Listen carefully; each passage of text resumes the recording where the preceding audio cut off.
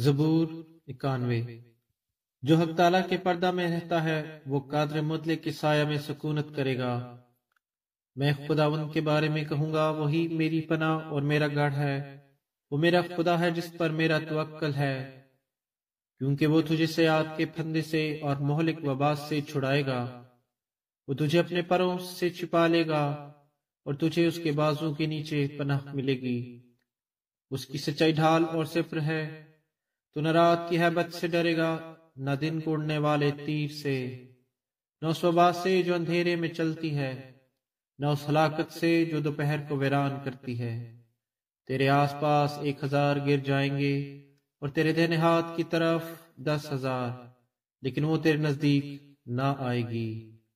لیکن تو اپنی آنکھوں سے نگاہ کرے گا اور شریروں کے انجام کو دیکھے گا۔ پر تو اے خداوند میری پناہ ہے، تو نے حق تعالیٰ کو اپنا مسکن بنا لیا ہے۔ تجھ پر کوئی آفت نہیں آئے گی اور کوئی وبا تیرے خیمہ کے نزدیک نہ پہنچے گی، کیونکہ وہ تیری بابت اپنے فرشتوں کو حکم دے گا کہ تیری سب راہوں میں تیری حفاظت کریں۔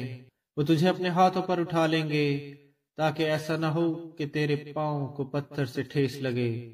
تو شیر ببر اور عیفی کو روندے گا، تو جوان شیر اور اژدہا کو پامال کرے گا۔